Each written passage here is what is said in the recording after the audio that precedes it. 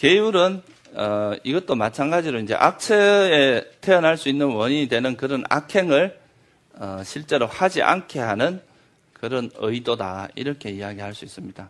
그래서 우리가 악처에 태어날 만한 정도의 그런 악행을 못하게 이렇게 울타리를 치는 거다, 이렇게 볼 수 있습니다.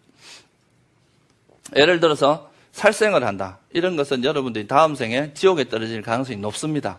그죠? 살아있는 사람을 죽인다거나 이런 것은 큰 악업이기 때문에, 또는 남이 힘들어서 정당하게 노력을 해서 그러니까 얻어놓은 재물을 내가 힘 안 들이고 그걸 뺏어가지고 훔친다거나 이런 것도 큰 가보가 일어날 수 있고, 또 바람 핀다거나 이것도 아주 큰 가보입니다. 그 삿된 음행을 하는 거, 이런 것도 그렇고, 거짓말, 술에 맨날 취해 있다 보면 그게 나중에 되게 큰 가보를 받을 수 있거든요. 그래서 이런 다음 생에 악처에 태어날 만한 그런 악행을 하지 않도록 막아주는 효과를 내는 것이 바로 이 계율입니다. 그래서 이 계율만 잘 지킨다고 하더라도 우리 삶이 되게 안정적이 될 수 있습니다. 그래서 이제 계율은 그런 의도가 있고요. 계율이 이제 나타나는, 그러면 어떤 형태로 말하냐면, 여러분들이 제일 많이 알고 있는 게 이제 5개죠, 그죠? 5가지. 우리가 세속에 살면서 반드시 지켜야 될 5가지 계율. 그래서 불자라면 지켜야 될 게 살생하지 않는 거, 도둑질, 그리고 삿된 음행, 그리고 거짓말, 그리고 술이나 이런 취하게 하는 음식을 마약이라든가 담배 이런 걸 하지 않는 걸 이야기합니다. 그리고 이제 팔정도에서는 뭐라고 되어 있느냐 하면, 이 계율에 대해서 설명을 할 때 이제 정업, 정명 들어보셨죠, 그죠? 정어는 바른 말, 그 다음에 정업은 바른 행위, 그 다음에 정명은 바른 생계입니다. 그래서 이거는 뭐냐 하면, 이제 바른 말이라고 하는 것은 남에게 이제 거짓말 하거나 욕을 하거나, 거친 말, 그죠? 욕을 하거나 또는 이간질, 그리고 이제 쓸데없는 말 있잖아요. 쓸데없이 그냥 이런 가식거리를 이야기하는 거, 이런 것을 하지 않는 것이 바른 말입니다. 그리고 그러니까 법담이나 이런 걸 해야 되겠죠, 그죠? 쓸데없는 말 하지 말고, 남을 이간질 시키기보다는 남을 화합시키는 말을 해야 되고, 거짓말 하기보다는 진실을 말을 해야 되고, 또 거친 말보다는 굉장히 부드러운 말로 이렇게 말을 하는 것이 중요하고요. 그리고 이제 바른 행위라고 하는 건 살생이나 도둑질, 그리고 삿된 음행을 하지 않는 것을 말합니다. 그리고 바른 생계라고 하는 것은 자기가 먹고 살기 위해서 남에게 해를 끼치는 걸 하지 않는 걸 이야기합니다. 인신매매, 또 마약을 팔거나 독약을 팔거나 무기를 팔거나 이런 것들은 이제 부처님께서 하지 말라고 금한 거죠. 그러니까 먹고 살더라도 남에게 해를 끼치게 먹고 살지 말라는 거죠, 그죠? 그게 이제 바른 생계입니다. 그렇게 나타나는 것이 이제 우리가 보통 일반적으로 계라고 하는 건데, 이거는 한마디로 이야기하면 뭘 의미하느냐 하면, 이제 우리 감각기관을 잘 단속하는 걸 의미합니다. 여러분들 맨날 이제 아름다운 걸 보고 거기에 대해서 자꾸 이렇게 즐기는 마음이 일어나면 우리 마음이 점점 오염될 거 아니에요, 그죠? 그래서 그런 것들을 막는 거, 이런 것들이 어떻게 보면 계를 지키는 게 본질적인 의미라고 할 수 있습니다. 우리 마음을 함부로 놓지 않고 잘 단속을 해서 우리 마음이 그런 이제 번뇌에 물들지 않도록, 번뇌에 오염되지 않도록 하는 것, 이런 것을 우리가 이제 계율이라고 할 수 있겠죠, 그죠? 그래서 이제 계율이라고 하는 것이 제가 전번에도 말씀드렸지만 수행의 출발점이, 이 선행의 출발점이 뭐냐 하면 바른 견해와 계율이라고 그랬잖아요, 그죠? 이 계율이라는 것이 굉장히 중요합니다.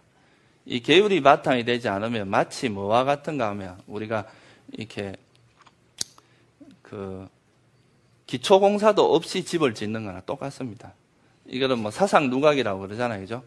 여러분들이 계율을 안 지키고 수행을 하다 보면, 수행을 하다가 또 계율에 의해서 또 일상생활을 돌아가서 막 함부로 내 마음을 단속하지 않고 함부로 생활을 하면 또 금방 또 그게 다 무너져 버립니다.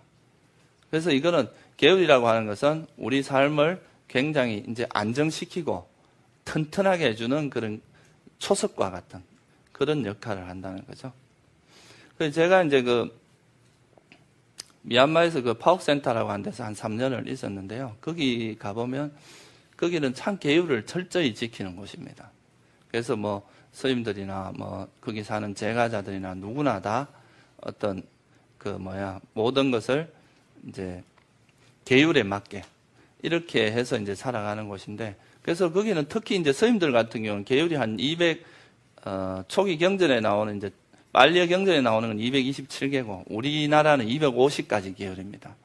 그 250가지 계율을 하나도 안 어기고 다 지키면 스님들이 할 일이 없어요. 할 게 하나도 없어요. 수행하고 이런 부처님 가르침을 공부하는 것 외에는 할 게 없어요. 그러면 우리가 일상적인 삶 속에서 쓸데없는 것을 다 차단되어 있기 때문에 결국은 이제 할 수 있는 게 우리가 부처님 가르침을 공부하고 배우고, 아까 이야기한 이제 이런 걸 배우고 토론하고 이런 거라든가 계율을 지키는 이런 거, 또 선정을 닦고 지혜를 닦는 이거 외에는 사실 별로 할 게 없어집니다. 그래서 이 계율이라고 하는 것이 이제 우리가 수행을 하는 데 있어서 굉장히 중요한 어떤 역할을 합니다. 그래서 부처님께서는 이제 내가 죽고 나면 뭘 의지해서 살아야 되겠습니까? 제자들이 물었을 때 두 가지를 이야기했잖아요. 계율. 계율을 스승으로 삼아라. 이게 위사. 계율을 스승으로 삼고 법을 스승으로 삼으라 그랬어요.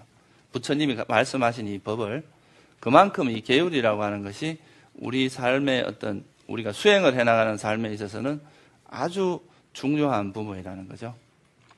실제로 이제 수다원이라는 수다원이라는 성자가 첫 번째 성자가 되면 절대로 의도적으로 계율을 어기지 않습니다. 계율이 완성된다고 할 수 있어요. 수다원이 되면. 그래서 이제 이 계율은 우리가 이제 수행을 하는 데 있어서 아주 중요한 토대 역할을 해준다. 그리고 이제 나머지 두 가지가 뭐냐 하면 이제 보시하고 계율은 같은 걸로 보시면 되고요.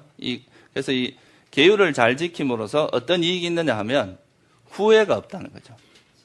왜냐하면 해야 될 행위를 하고 하지 않아야 될 행위를 안 하니까 후회가 없어지고, 그리고 이제 술을 먹거나 이런 악행을 하지 않으니까 물어주거나 사고 치질 않으니까 재물도 모입니다.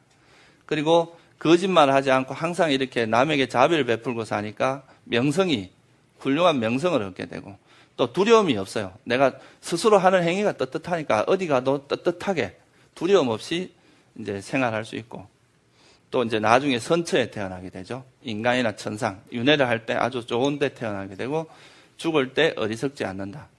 그것이 이제 계율을 잘 지키는 공덕입니다.